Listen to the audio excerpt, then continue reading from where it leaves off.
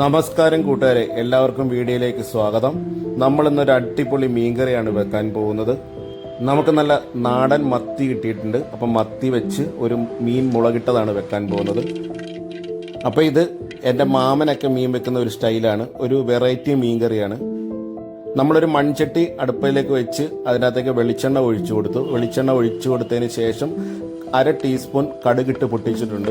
കടുകൊന്ന് പൊട്ടി വന്നതിന് ശേഷം ഇതിൻ്റെ അകത്തേക്ക് പെരുങ്കായം എന്ന് പറയുന്നത് നമ്മുടെ കട്ടക്കായത്തിൻ്റെ ഒരു ചെറിയ പീസ് ഇട്ട് കൊടുത്തിട്ടുണ്ട്. അതിനുശേഷം ഒരു 1/2 ടീസ്പൂൺ ഉലുവയും കൂടെ ഇട്ട് കൊടുത്തിട്ടുണ്ട്. കായമൊക്കെ നന്നായിട്ട് മൂത്ത് വരുമ്പോൾ നമുക്ക് തവി വെച്ച് ഇങ്ങനെ ഒന്ന് പൊട്ടിച്ച് കൊടുക്കാവുന്നതാണ്.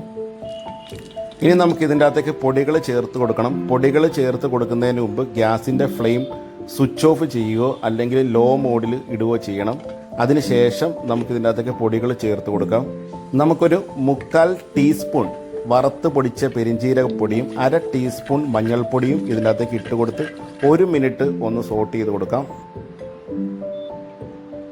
ഇനി ഇതിൻ്റെ അകത്തേക്ക് 4 വലിയ കഷ്ണം കുടംപുളി കുതിർത്തത് ഇട്ട് കൊടുക്കാം.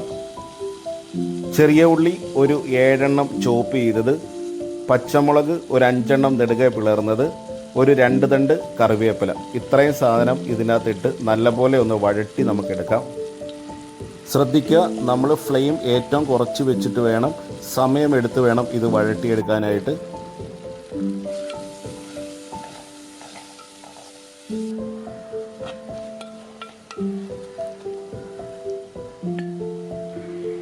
ഉള്ളിയൊക്കെ നന്നായിട്ട് വഴന്ന് വന്നിട്ടുണ്ട്. ഇനി നമുക്ക് ഇതിൻ്റെ അകത്തേക്ക് പൊടികൾ ചേർത്ത് കൊടുക്കാം.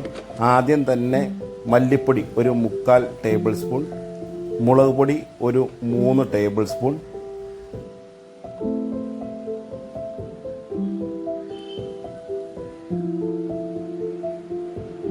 മുളക് പൊടി മല്ലിപ്പൊടി ഇട്ട് കൊടുത്തതിന് ശേഷം നമുക്കിതിൻ്റെ അകത്തേക്ക് ഒരു 1/2 ടീസ്പൂൺ വറുത്ത് പൊടിച്ച കുരുമുളക് പൊടി ഇതിൻ്റെ അകത്തേക്ക് ഇട്ട് കൊടുത്ത് ലോ ഫ്ലെയിമിൽ ഒരു 2 to 3 മിനിറ്റ് നമുക്ക് ഇതൊന്ന് മൂപ്പിച്ചെടുക്കാം.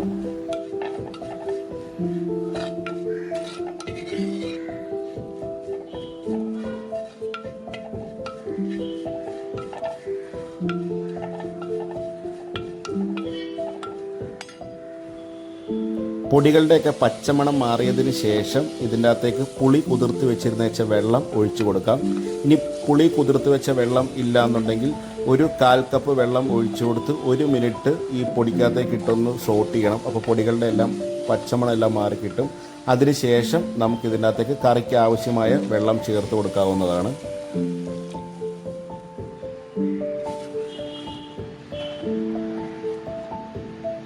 ഇനി നമുക്കിതിൻ്റെ അകത്തേക്ക് ഒരു 1/2 ടീസ്പൂൺ ഉപ്പ് ചേർത്ത് കൊടുക്കാം. ഉപ്പ് നമുക്കിത് പോരായ്മ ഉണ്ടെന്നുണ്ടെങ്കിൽ പിന്നീട് ബാക്കി ചേർത്ത് കൊടുക്കാവുന്നതാണ്. ഉപ്പൊക്കെ ചേർത്ത് കൊടുത്ത് നന്നായിട്ട് ഇളക്കി യോജിപ്പിച്ചതിന് ശേഷം നമുക്ക് ഈ കറി ഒന്ന് മൂടി വെച്ച് ഒരു 3 മിനിറ്റ് മീഡിയം ഫ്ലെയിമിൽ ഒന്ന് തിളപ്പിച്ച് എടുക്കാം. കറി നന്നായിട്ട് തിളച്ച് വന്നിട്ടുണ്ട്. ഇനി ഇതിനകത്തേക്ക് വെട്ടിക്കഴുകി വെച്ചിരിക്കുന്ന മത്തി ചേർത്ത് കൊടുക്കാം. നമ്മളിവിടെ 1 കിലോ മത്തിയാണ് മേടിച്ചത്.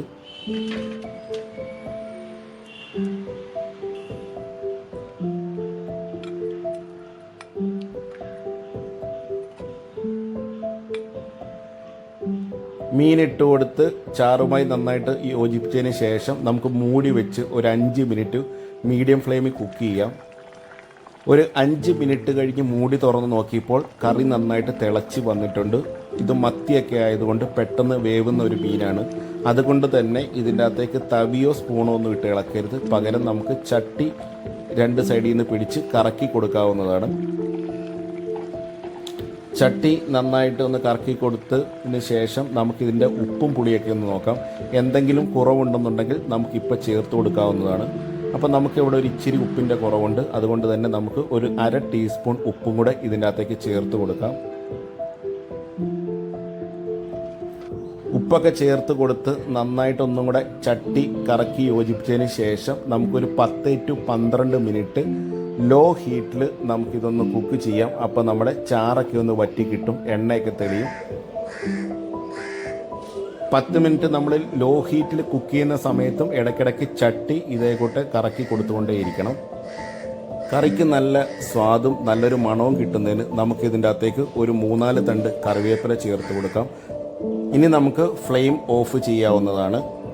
മീൻകറിയൊക്കെ ഒരു ദിവസം വെച്ചതിന് ശേഷം എടുക്കുകയെന്നുണ്ടെങ്കിൽ അതീവ രുചിയായിരിക്കും. നിങ്ങൾക്ക് വേണമെന്നുണ്ടെങ്കിൽ ഇന്ന് തന്നെ എടുത്ത് യൂസ് ചെയ്യാം. അതായത് കറിയുടെ ചൂടൊക്കെ ആറി ഒരു 2 to 3 മണിക്കൂർ കഴിഞ്ഞതിന് ശേഷം നമുക്കിതെടുത്ത് ഉപയോഗിക്കാവുന്നതാണ്. വീഡിയോ ഇഷ്ടപ്പെട്ടെങ്കിൽ ലൈക്ക്, കമൻറ്റ്, ഷെയർ എന്നിവ ചെയ്യുക. ഞങ്ങളുടെ ചാനൽ ഇതുവരെ സബ്സ്ക്രൈബ് ചെയ്യാത്തവർ സബ്സ്ക്രൈബ് ചെയ്യുക. എല്ലാവർക്കും നന്ദി, നമസ്കാരം.